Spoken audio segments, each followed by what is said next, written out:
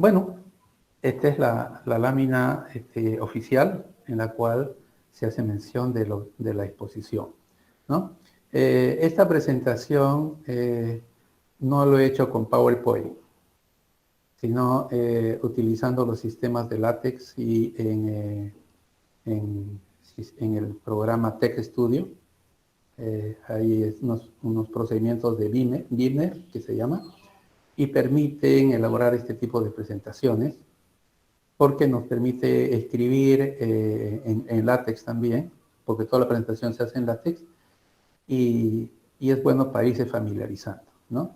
Esto lo aprendí en Europa, porque en España casi todos los estudiantes hacen su presentación con estos sistemas. Entonces, esta investigación, que es parte de mi investigación para optar el grado de doctor en Ingeniería de Sistemas, comprende la aplicación de datos funcionales, ¿no? Que también les voy a hablar cuál es el sentido de hablar de datos funcionales. Y registros obtenidos por instrumentos de teledetección. Los instrumentos de teledetección permiten captar información de distancias, a ciertas distancias, y luego esa información, que es una reflectancia, es formado en imágenes, ¿no?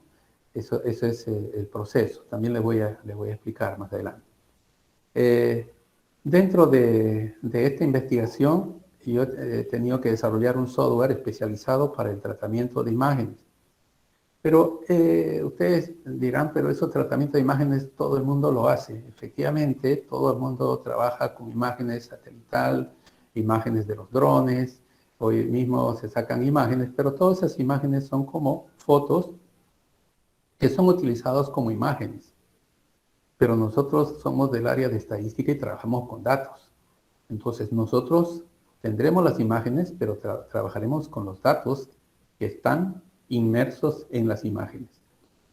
Entonces, la investigación va en ese sentido, ¿no? Y orientado a la experimentación, ¿no? O sea, los diseños de experimentos, que eso es lo que tengo de interés de hacer.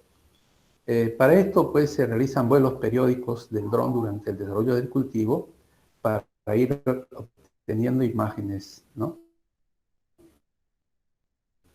Temporal y biológico. Y luego con ese informe se hace el estudio completo, ¿no? Una parte importante es justamente identificar los píxeles que corresponden a las unidades experimentales. En el software que he desarrollado justamente trata efectivamente de cómo hacer ese matching de la georreferenciación de la imagen con las unidades experimentales, ¿no? Es parte también del trabajo que estoy desarrollando. Y todos los datos que se generan en ese entorno pasan al espacio de datos funcionales. Y es ahí donde entra la estadística con fuerza para hacer esos estudios puede ser análisis de variancia, regresión, deseo componentes principales, pero todo en el campo de los datos funcionales, que es algo diferente a lo que nosotros hemos venido siempre estudiando.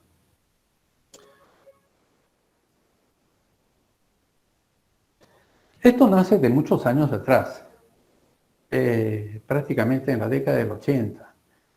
Nosotros en estadística hemos tenido una experiencia porque participamos en una invitación de IBM que nos mostraba las imágenes satelitales, más o menos por los años 87, 88, que fuimos profesores del departamento a IBM.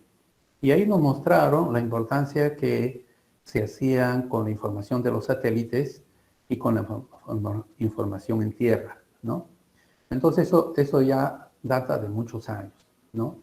¿En qué consiste esto, no? El acercamiento al cultivo desde la altura a 100 metros y kilómetros, que pueden ser un satélite, ¿no? Tratan de captar las imágenes, pero no tratar la imagen como una foto, sino como los valores que van a reflejar a través de la luz solar en el objeto, en tierra, genera una información que esa es la refractancia. Y eso se registra en un espectro en términos de porcentajes. En el espectro nosotros tenemos desde la región ultravioleta que está en el lado izquierdo hasta el lado derecho que es las ondas de radio. Entonces en todo ese espectro es posible de registrar información, pero para eso se tiene que tener los sensores apropiados en las cámaras para que puedan captar las zonas específicas que se requieren. Porque se ha demostrado de que esa refractancia en algunas partes del espectro guarda relación con el tipo de objeto que está reflejando.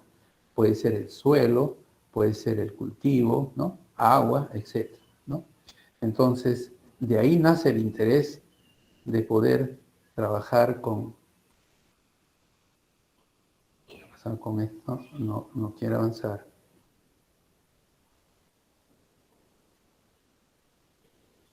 Ya.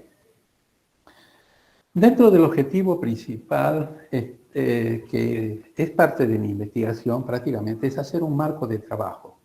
En inglés le llaman un framework, ¿no? Es un marco de trabajo que comprenda todos los quehaceres en este campo, prácticamente orientado para la parte de los diseños de experimentos, en la parte agrícola básicamente, porque si vamos a trabajar con imágenes, van a ser imágenes de campo, por eso que me refiero a campos agrícolas, ¿no? Mediante la percepción remota y el análisis de datos funcional me van a permitir, ¿no?, tratar las respuestas del cultivo para hacer los estudios correspondientes, ¿no? Para esta tarea de objetivo principal, yo planteé pues hacer primero automatizar los procesos para identificar las unidades experimentales, ¿no? Y luego poder utilizarlos en los siguientes pasos, ¿no? Entonces, aquí es donde he desarrollado un software, ¿no? Después, otra parte, como es una investigación, se tiene que hacer una revisión bien exhaustiva de todas a nivel mundial, ¿no? Utilizando las fuentes de datos, que es, por ejemplo, en Scopus o en Web of Science, u otros repositorios de investigación, para tener la información al día y poder saber que lo que uno está haciendo puede enmarcarse en una investigación novedosa, interesante, y que no sea algo repetitivo, ¿no?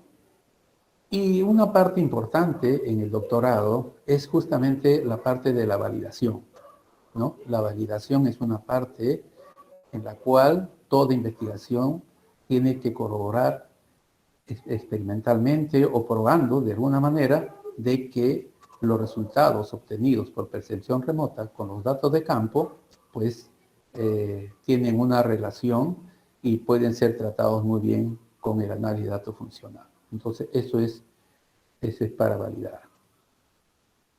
Ese estado de revisión de las investigaciones se llama el estado del arte, ¿no? En este estado del arte yo traté de investigar todo lo que corresponde a diseño de experimentos en agricultura de precisión, todo lo que concierne a sensores remotos, todo lo referente a inteligencia artificial que se aplican a los tratamientos de cultivos, ¿no? Y también de los análisis de datos funcional, si es que hay algunas investigaciones, ¿no? Utilicé el Web of Science y Scopus para esta búsqueda, ¿no? Hice una primera búsqueda tratando de establecer relaciones con todas las herramientas de inteligencia artificial, ¿no? En el sentido de identificación de objetos, ¿no? Y también relacionado pues con los equipos o las unidades de vuelo, que son los drones, ¿no? Que se llaman UAS o UAV, vehículos no tripulados, ¿no? Vehículos aéreos no tripulados es UAV. Entonces, todos estos nombres, UAS es más para el tipo del ejército, que también son sistemas de aéreos no tripulados también, y con la parte de cultivos, con agricultura o con precisión, ¿no? Para hacer una búsqueda, ¿no? Esto lo hice hace un año, porque parte de esta presentación lo tuve que hacer hace un año, en el año 2019, en ingeniería, a toda la escuela de posgrado, ¿no? Para los que estaban estudiando doctorado, hice una presentación también. Y ahí es donde tuve que trabajar en esta parte y encontré pues cantidad de artículos, como ustedes pueden ver, ¿no? Pero hay interacción entre Scopus y WOS, ¿no? Web of Science es otro repositorio científico y Scopus es otro, y los artículos pues están en ambos, ¿no? Entonces, hay algunos que son comunes y hay algunos que están separados, ¿no? Entonces, lo que es más importante es, al restringir las áreas, ver cómo se va restringiendo el número de artículos que uno va a trabajar. En una búsqueda selecta, traté de incluir un poquito los términos agronómicos y algunas características como horticultura o agricultor, que es farmer, o precisión, y al incluir cultivos, pues se redujo bastante, ¿no? Dentro de eso, reduje pues a revisar unos 125 artículos que eran de interés, ¿no? Entonces, eso me motivó a hacer la investigación porque vi que había bastante que hacer, ¿no? En la parte del diseño de experimento con imagen espectral, prácticamente uno dice, pero ¿en qué consiste esto, no? Pues yo lo estoy definiendo en el aspecto siguiente, ¿no? Comprende la aplicación del diseño experimental en la imagen espectral, ¿no? El proceso incluye las unidades experimentales y los tratamientos. El resultado es una imagen con la georreferenciación del material experimental según el diseño propuesto. ¿Esto qué significa? Nosotros cuando hacemos un diseño de experimentos, tenemos el croquis, ¿no? En el papel vemos la aleatorización, vemos cómo es la distribución de los tratamientos, tenemos el libro de cálculo, ¿no? Pero no tenemos la información real de cómo es visto con la imagen y ver cómo están las unidades expuestas y las posiciones y la ubicación de los tratamientos. Entonces, esa parte es una parte importante. Pero la parte más importante está en la vinculación de la información de la imagen. Si es multiespectral, va a tener información del infrarrojo cercano, del rojo y el verde, que son los que más se utiliza, para poder tener información de la imagen numérica y luego relacionarlo con lo que en el cultivo se tiene. Pero para poder hacer un matching, necesitamos los píxeles de cada una de estas unidades experimentales. Entonces es ahí donde yo he comenzado a trabajar, ¿no? Los sensores remotos han sido el instrumento y equipos que se han utilizado para estos fines. Y prácticamente esto apareció en los satélites inicialmente, ¿no? Y después ya lo trasladaron a vehículos más cercanos, como son los drones, y después lo pusieron más cercanos, que ponían simplemente una cámara puesta a una distancia de 5 metros del cultivo y también podían hacer tomas de imágenes a través de sensores, ¿no? También se podía hacer eso. Entonces, las bandas más importantes, que de acuerdo a los estudios del satélite, que en el primer satélite que hizo estos estudios fue el satélite Landsat, ¿no? Ellos tuvieron como 7 zonas de información, pero las 3 principales, que es el mapa temático, que fue el 2, 3 y 4, pero eso correspondía a las zonas o franjas del espectro que correspondía a 0,5 a 0,6 micrómetros, que era para la verde, la roja en 0,6 a 0,7 y la infrarroja entre 0,7 y 0,9. En esa parte del espectro, que ahí estaba la información que se relacionaba con la parte viva, digamos así, las plantas, podrían ser animales, en este caso el agua y el suelo también, ¿no?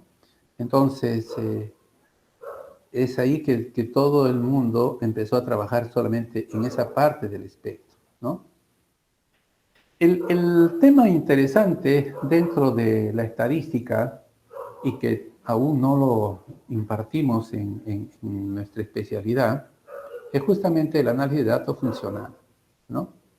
Esto realmente no es de mucho tiempo, ¿no? Esto más o menos del año 2000 para adelante empezó con fuerza. Y los que publicaron en sus libros, dos buenos libros que los podemos bajar de internet, fueron los autores de Ramsay y Silverman.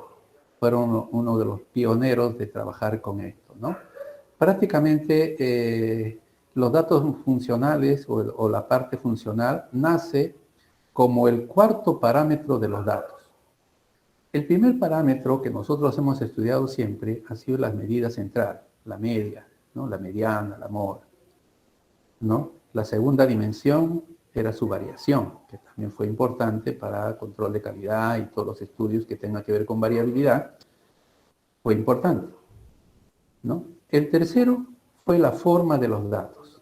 Y la forma de los datos nosotros lo estudiamos con las distribuciones, que viene a ser pues la simetría, la kurtosis, qué sé yo, ¿no? Y la cuarta dimensión aparece con la funcionalidad del dato. Pero la funcionalidad del dato se tiene que ver solamente en el tiempo y el espacio.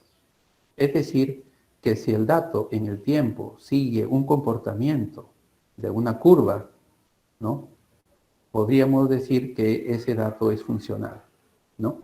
No todos los datos adquieren esta propiedad.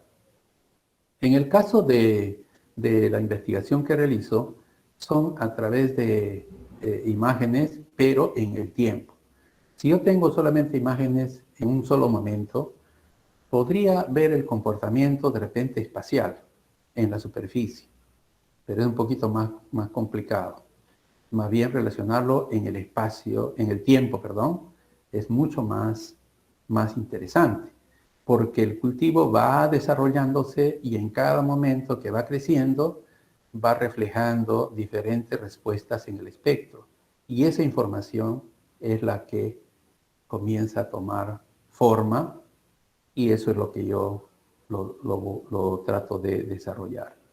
Entonces, por ejemplo, se habla pues en dato funcional, se habla de la media funcional, de la variancia funcional, de la correlación funcional, de la regresión funcional, ¿no? Y así, de componentes principales funcionales, y así, todas estas, ¿no? Es como un promedio para la media, la variancia sigue las mismas reglas de los conceptos de variancia de muestra y todo lo demás, ¿no? O sea, es similar, ¿no? Y yo me interesé en estos proyectos, en esta línea de investigación, porque justamente he estado de alguna manera inmerso en proyectos de teledetección. En este proyecto, desde hace 10 años, yo me incorporé a esos proyectos y efectivamente ellos empezaron casi 20 años atrás. Utilizaron globos, después ya a partir del 2009 en adelante comenzaron a utilizar drones. Yo el 2011 comencé a formar parte de ese proyecto. Ahí me enteré de que la Fundación Bill y Melinda Gates era la que financiaban y estaban interesados en utilizar la información de teledetección obtenidos con los drones sobre los campos experimentales.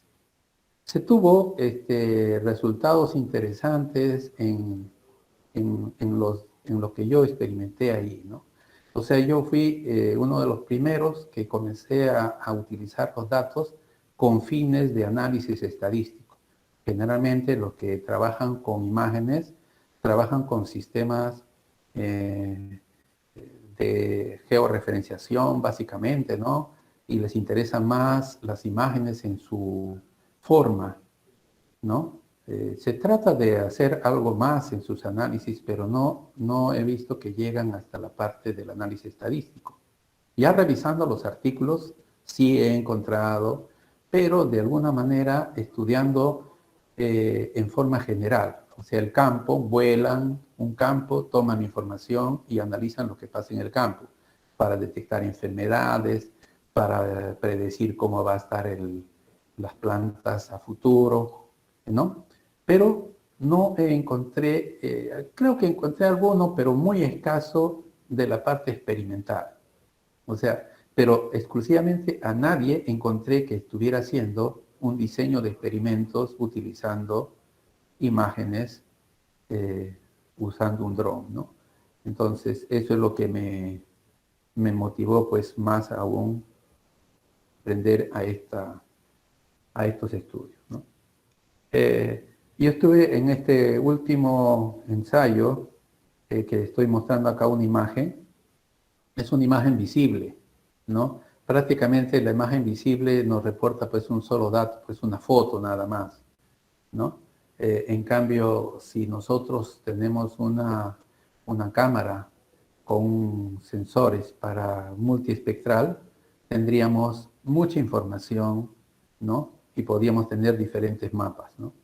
En este estudio, este es el campo en el Centro Internacional de la Papa, donde un amigo, que es el doctor Rodrigo Morales, que está en Panamá, yo le ayudé en analizar todos estos datos.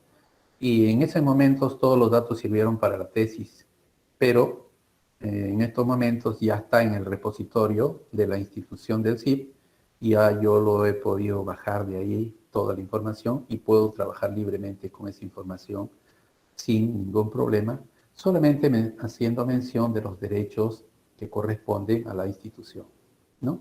Entonces, esta es la imagen para que tengan una idea, porque de esto vamos a hablar, ¿no? Esto es más o menos para que tengan una idea, los instrumentos y en tierra cómo estaban los cultivos. Esta es la yuca, aquí está el camote y ahí está el maíz. Y este es el dron que se utilizó para este fin.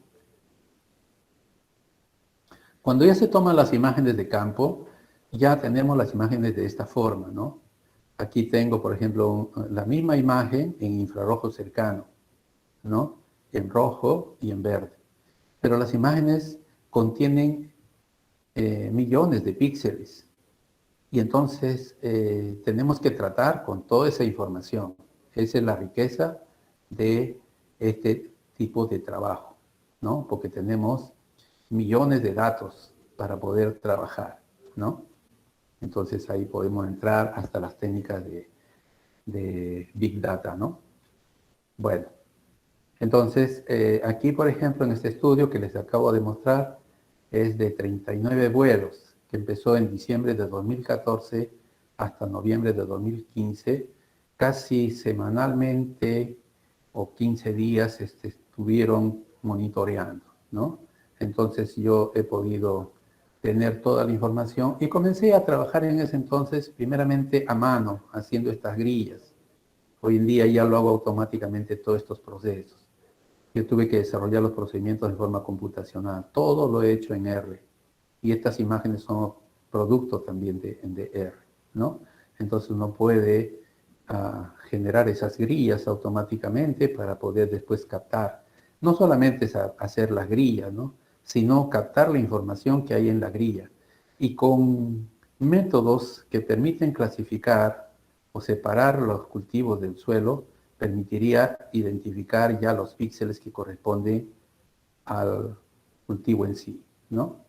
Yo hice utilizando, por ejemplo, el CAMIN inicialmente, porque el CAMIN es uno de los métodos óptimos cuando se tiene dos categorías. Cuando hay dos clases que tenemos que separar, pues este método pues infalible es el más potente, ¿no? Yo estaba probando con Random Forest y con otros, demoran demasiado tiempo. El camino es veloz, cuando tenemos dos, ¿no? Y como son dos categorías, el suelo y vegetación, entonces yo podía muy bien separar y efectivamente me separó así. Cuando hice la distribución de los datos, ¿no? De suelo y de vegetación en esas parcelas, en esta misma unidad, comencé a ver que había una muy poca superposición, que vendría a ser un ruido que podría generarse, digamos así, que confunde entre el suelo y la vegetación. Sin embargo, es muy práctico. Cuando ya se lleva a dato funcional, en el tiempo comenzamos a ver ya una nube de líneas que aparentemente es algo como una telaraña, ¿no? Pero en el tratamiento de dato funcional esto comienza a suavizarse. Muchas de las funciones del dato funcional están justamente en las series y en los métodos de suavización, ¿no? Entonces, eso convierte a la información en datos mucho más fáciles de poder trabajar. Y así aterrizamos con estos métodos, ¿no? Por ejemplo, acá tenemos la media de, esto es del infrarrojo y este es del camote.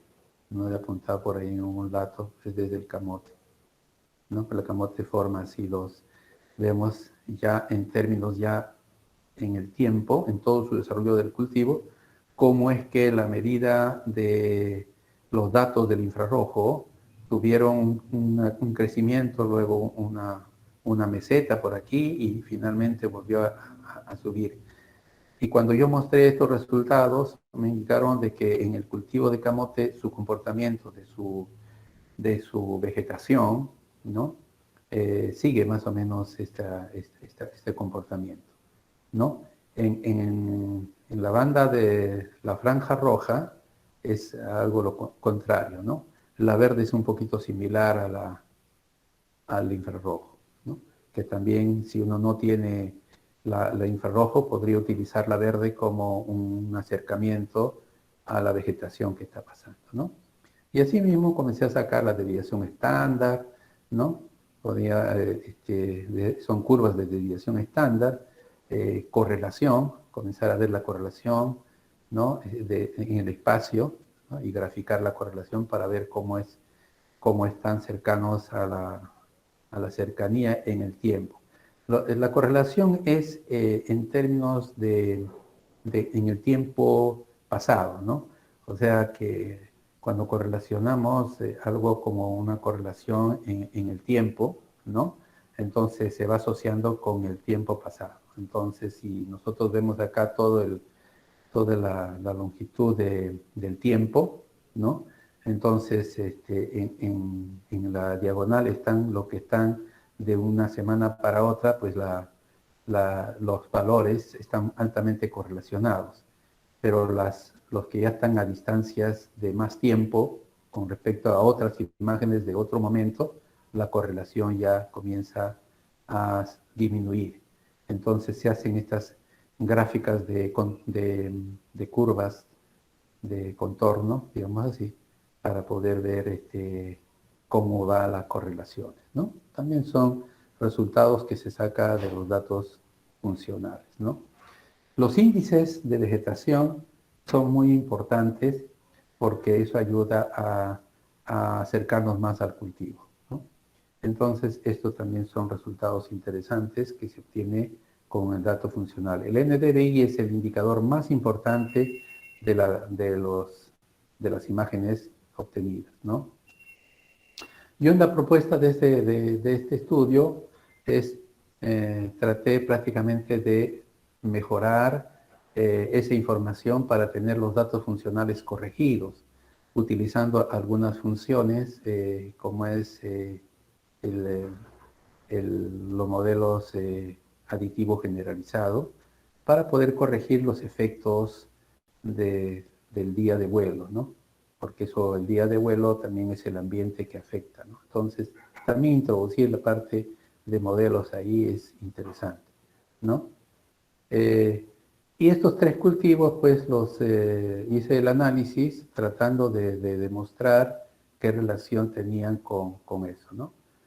En toda investigación hay que presentar actividades que hay que realizar en el tiempo para hacer toda la investigación y también plantear los artículos que uno debe hacer. Yo ya tengo avanzado este primer artículo, les voy a mostrar un poquito para ver. Esto más bien sobre esto review tengo también, porque esto me obligaron a hacer, que hay que hacer una revisión de la inteligencia artificial en agricultura de precisión. Y entonces es un artículo, es un review que también es válido como artículo, ¿no? Y así artículos que he planteado como para poder desarrollar.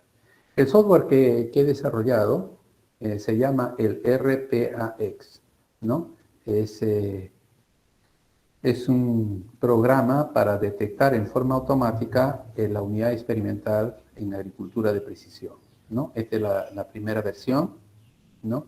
Y en esta primera versión lo que trato es, por ejemplo, en un diseño de Greco, acá he simulado un campo y prácticamente yo le doy los puntos, es una metodología que se determina, explicado ahí en el artículo, cómo hacer para poder trazar. Esto ya el programa, les puedo mostrar rápidamente un ejemplo para que ustedes vean que esto funciona así, tan rápido. Esta es la parte conceptual, ¿no? Que lo he puesto en el artículo, que lo voy a mostrar. Y cuando se manda R, pues hay que sufrir el efecto de la evaluación, ¿no? Casi me demoró como 20 días tener una respuesta positiva de que el proyecto sí iba y lo aceptaron y ya está en el programa o en el CRAN de R, ¿no? Este paquete, ¿no? Esta es la evaluación metodológica que hizo el CRAN. Entonces, yo les voy a mostrar, a ver, vamos a ver aquí el artículo.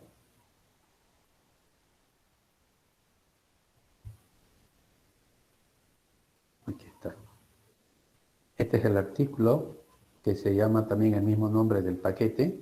Entonces hablo un pequeño resumen, una introducción del por qué, ¿no? Y hacer una revisión del estado del arte, que es bueno ponerlo, y cómo es que hago la detección, todo el procedimiento logístico, que tengo que darle unos puntos, le doy estos 3 puntos, por ejemplo, él me genera el cuarto, y después le digo cuáles van a ser los tamaños de las parcelas, el largo y el ancho, y cuántos van a haber en filas y columnas, y me encuentra automáticamente, ¿no? Entonces, de ahí genera en el plano, en el ejemplo que les voy a mostrar, ¿no?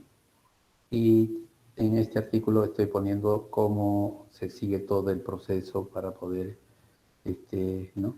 indicar toda la unidad y cómo se trabaja, ¿no? Con los diferentes procedimientos. Hay varias funciones dentro del paquete que tratan de hacer eso de ahí, ¿no?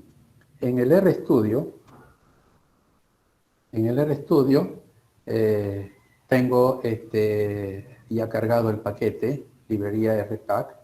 Entonces, cuando yo cargo un dato del sistema, eso significa que el dato ya lo tengo grabado en el mismo paquete. Entonces, aquí este paquete yo lo puedo cargar, ¿no? O sea, cargar, leer en archivo CSV, lo convierte en un raster. El raster es la imagen, ¿no? Lo voy a convertir en una imagen y eso ya lo tenemos aquí, el cultivo, por ejemplo, de yuca, una parte. Entonces, ¿cómo genero yo las parcelas? Yo simplemente le doy esta función de locator que me va a transmitir, automáticamente aparece aquí, yo comienzo a pulsar inicialmente, aquí vamos a ver, le voy a dar un punto, aquí otro punto, vamos a ver, otro punto por aquí, ya. Y con esos 3 puntos yo ya tengo generado el P. Y luego con esta función forPoint que es hecho en el mismo programa, yo lo ejecuto y ya tengo los 4 puntos. Esos 4 puntos que puedo poner Q, ahí están los 4 puntos, que le puedo escribir, ahí lo tengo ya la instrucción, que lo puedo ver esos puntos en el plano, ¿no? Y lo vemos ahí los 4 puntos que están ahí, ¿no? Claro, esto lo he puesto un poco bajo, pero como un ejercicio lo estoy poniendo, uno tiene que volver a rehacer nuevamente el ejercicio para hacerlo bien, el marco, ¿no? Aquí, el otro punto es que uno a veces no sabe cuánto mide todas estas franjas, ¿no? Entonces simplemente en R tenemos la función distancia de Q, que es el Q que acabamos de hacer, y nos dicen cuántos metros mide entre 1 y 2. Este es 1, este es 2, entonces acá tenemos una distancia de 5, casi 6 metros. Y como son 6 parcelas, entonces cada una posiblemente mida 1 metro, menos de 1 metro. Entonces, ¿no? Y por este lado, para acá, entre el 1 y el 4, entre el 1 y el 4 es 10 metros, ¿no? 1 y 4, 10 metros de distancia. Entonces uno, en base a eso, dice, bueno, más o menos debe medir, como son 11 parcelas, tiene que medir menos de 1 metro. Entonces yo le he puesto que son 11 parcelas de esta longitud, 6 parcelas del ancho.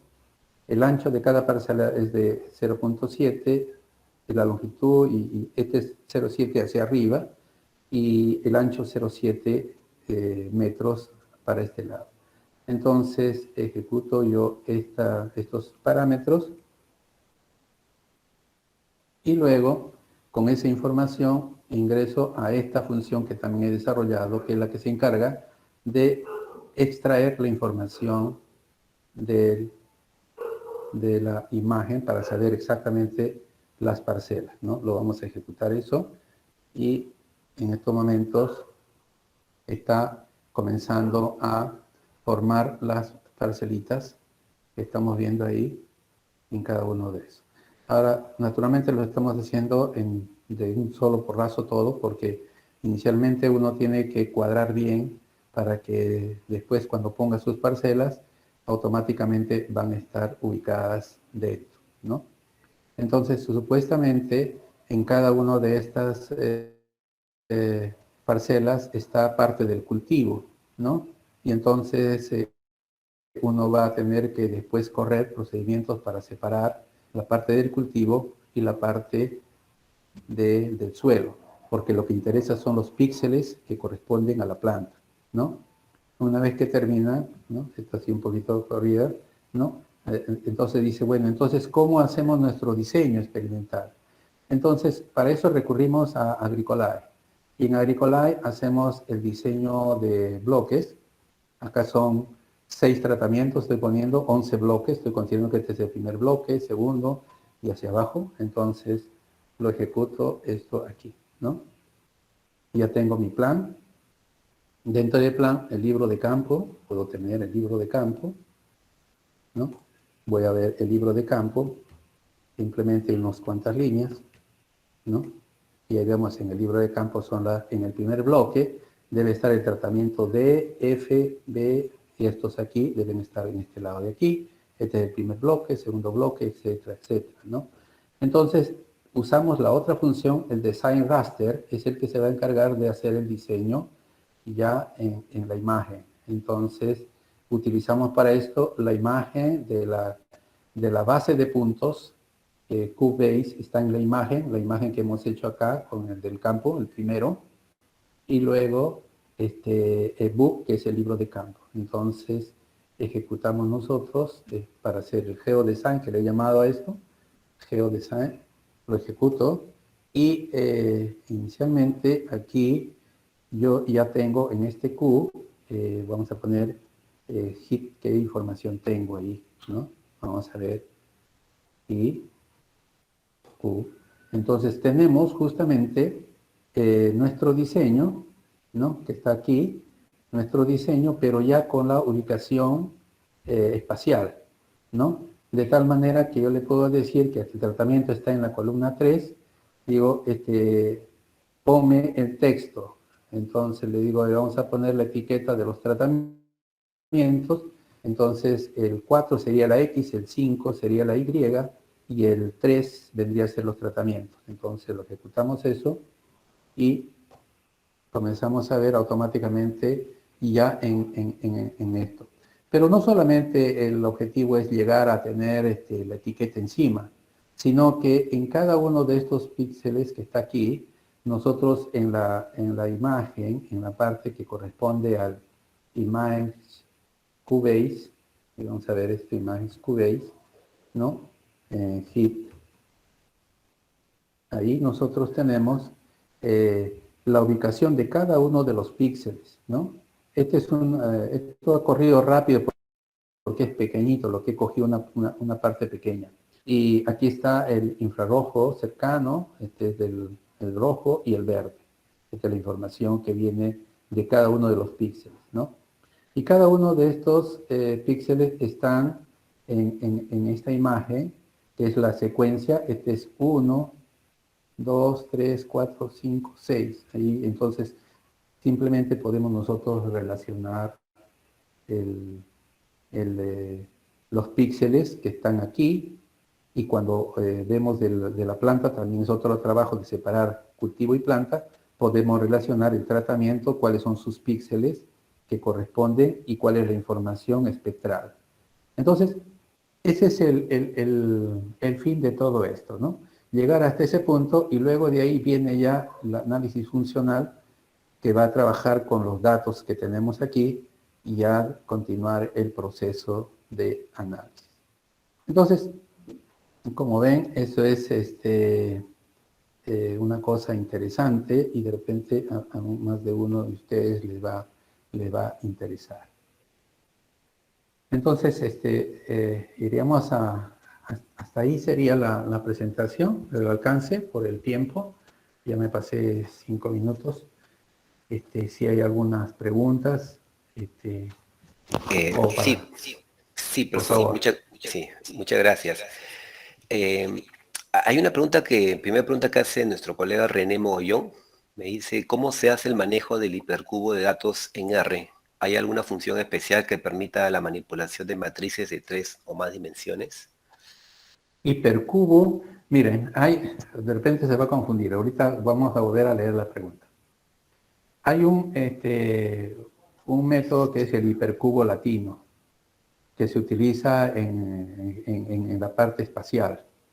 Y ese es justamente para muestreo, es una técnica de muestreo. ¿Ya? Eso es, hemos presentado en una oportunidad, pero ese es el hipercubo latino. Acá te estás refiriendo, por favor, ¿podrías, Jesús, repetirme un poquito la Ya, pregunta? claro. Pregunta, ¿cómo se hace el manejo del hipercubo de datos en R? ¿Hay alguna función que permita la manipulación de matrices de 3 o más dimensiones? Ya.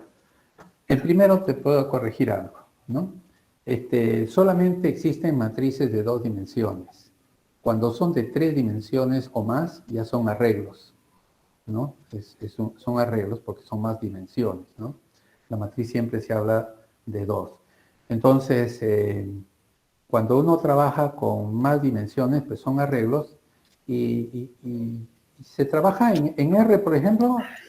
Yo he trabajado bastante en términos, por ejemplo, para hacer imágenes de la superficie y rotarlo y ver la parte que interesa, hacer las curvas de contorno. También he utilizado la parte de superficie de respuesta en diseños de experimentos. En R también tenemos para poder hacer el manejo. Tenemos varias funciones, o sea que en 3 dimensiones sí hay muchas funciones en R.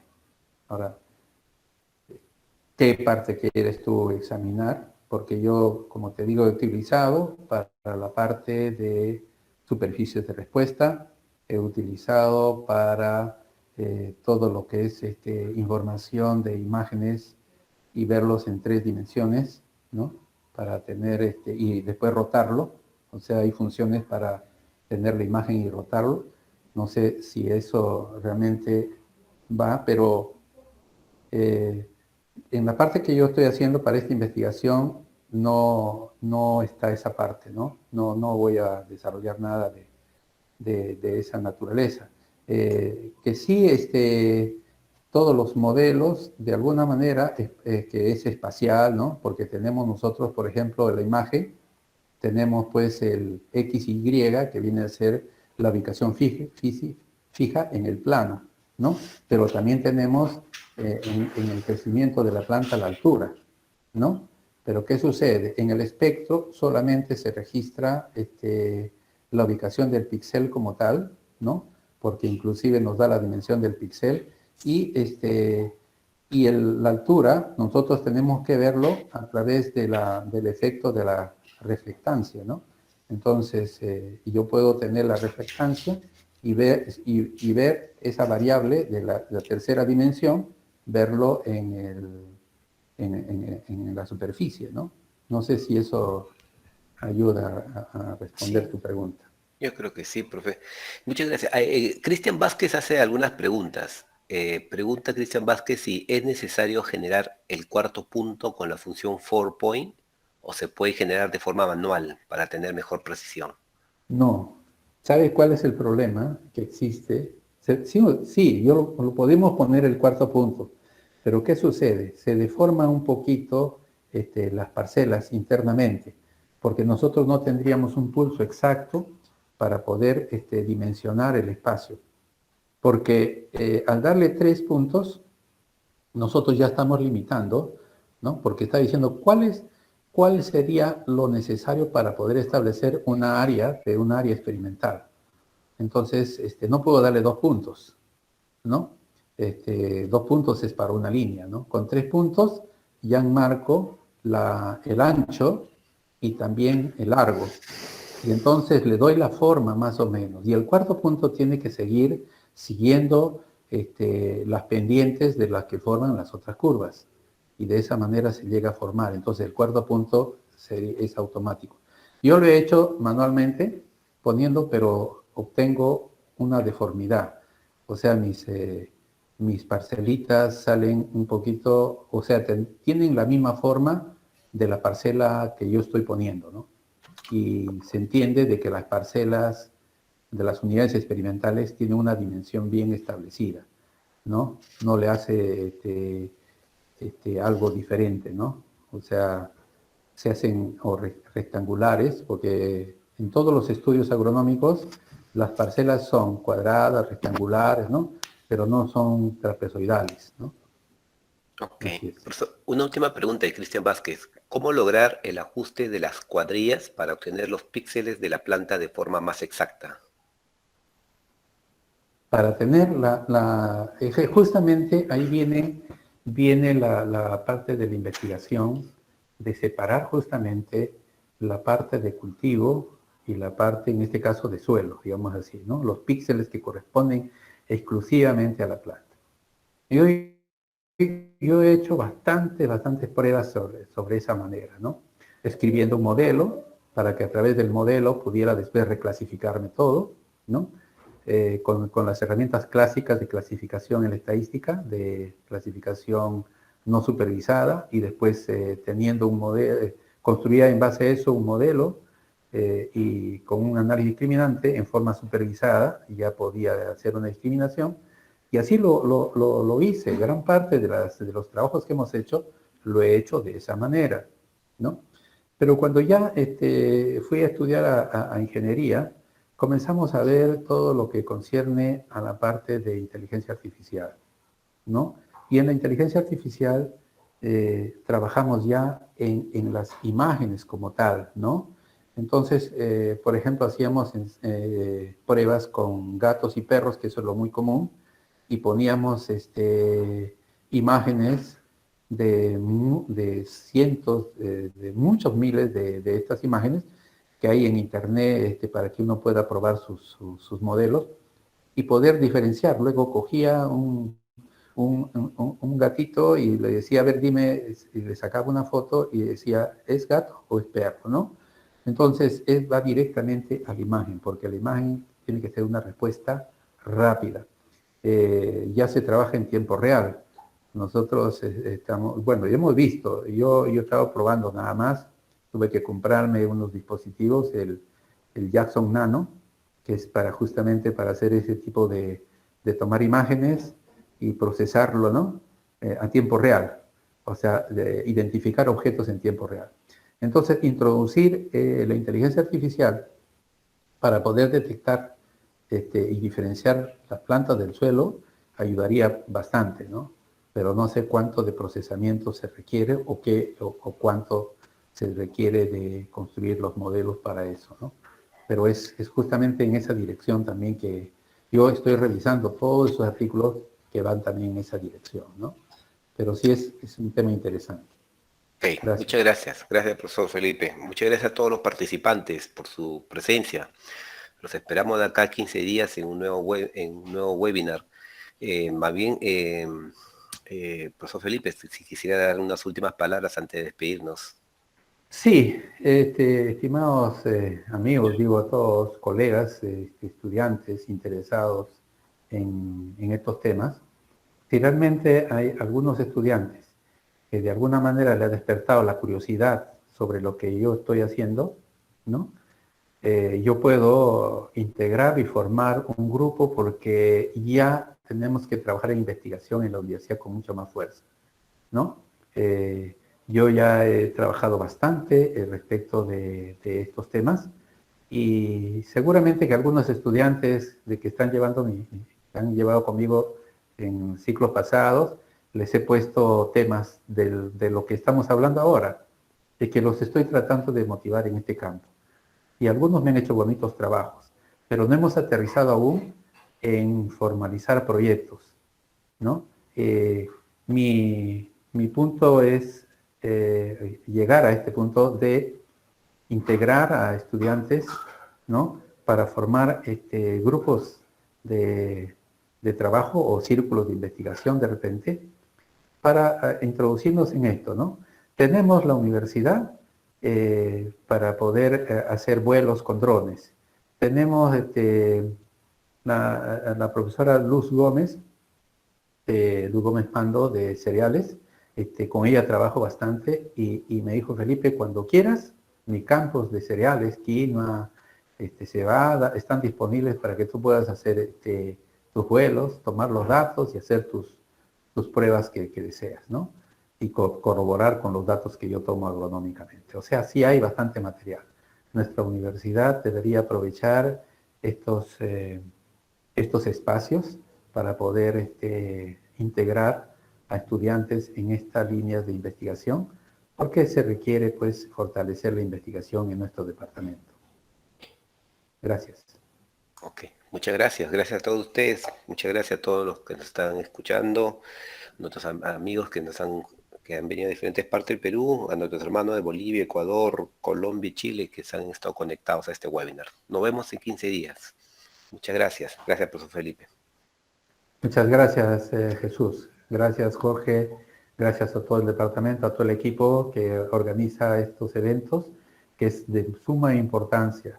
Lamentablemente yo no he podido muchas veces asistir porque estoy recargado de muchas actividades, pero voy a darme un tiempito para poder asistir porque veo que es de mucho interés para todos. Muchas gracias nuevamente y les deseo pues éxito en estos tipos de trabajo. Gracias.